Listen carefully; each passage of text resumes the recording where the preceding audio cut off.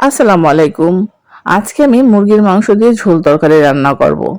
আসলে আমি বেশিরভাগ সময় মুরগির মাংসটাকে রোস্ট আকারে রান্না করি, কারণ এটাই বাচ্চাদের সুবিধা। বাচ্চাদের পছন্দ, ওরা সহজে খেতে পারে, ঝামেলাও কম হয়, আমিও শান্তি পাই।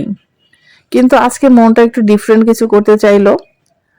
এই ঝোল তরকারিটা এমন একটা রান্না যা রান্না করলে নিজের মনটা আগে খুশি হয়। রান্নাঘরে দাঁড়িয়ে যখন গন্ধটা উঠতে শুরু করে, তখনই বুঝে যাওয়া যায় আজকে কিছু স্পেশাল হতে যাচ্ছে। বাচ্চারা প্রথমে দেখে একটু অবাক। ওরা ভাবছে আম্মু আজকে আবার কি রান্না করছে। আমি কিছু বলিনি, শুধু বলছি খাওয়ার সময় বুঝবে। খাওয়ার পর যে ওদের রিয়াকশনটা পেলাম, এটা দেখে সত্যি খুব ভালো লাগলো। ওরা বলছে আম্মু এটা তো খুবই মজা। আরেকজন বলে আম্মু তুমি এখন থেকে এভাবেই রান্না করবা।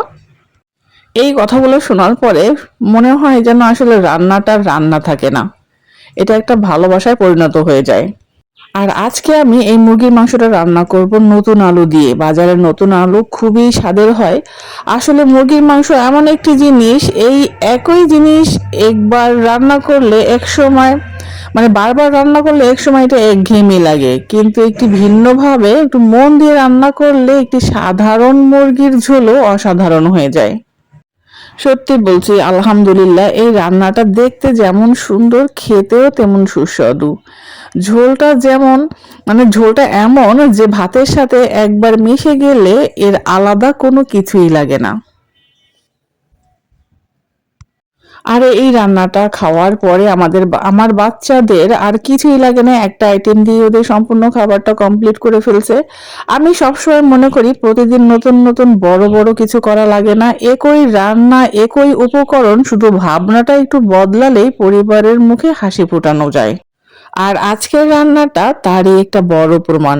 বাচ্চারা খুশি, আমিও খুশি। আর যখন ওরা বলে আম্মু আবার এভাবে রান্না করো, তখন সব কষ্ট একদম উধাও হয়ে যায়। তাই আজকে তোমরা শুধু দেখতে থাকো। আমি কোনো রেসিপি আকারে বললাম না, কোনো উপকরণ বললাম না। আমার ভিডিওটা দেখলে তোমরা অলরেডি বুঝে যাবে যে এটা কিভাবে রান্না করতে হয়। এটা কিন্তু জটিল না, জটিল কোনো বিষয় না, কোনো কঠিন কিছু না, খুবই সহজ কিন্তু ভীষণ মজার, ভীষণ সুস্বাদু ডিফারেন্ট মুরগির ঝোল তরকারি। হচ্ছে আলু দিয়ে ডিফারেন্ট মুরগির ঝোল তরকারি রান্না করলাম, যেটা একবার খেলে বারবার খেতে মন চাইবে। তোমরা আমার কথা শুনতে শুনতে অলরেডি দেখে নিয়েছো আমি রান্নাটা প্রায় 90% এখানে করে ফেলছি।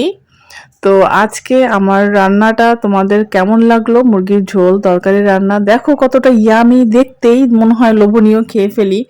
সত্যিই অসাধারণ, তোমরা বাসায় একবার হলো ট্রাই করবে। তো আজকের মতো বিদায় নিচ্ছি, পরবর্তীতে আবার দেখা হবে। আল্লাহ হাফেজ।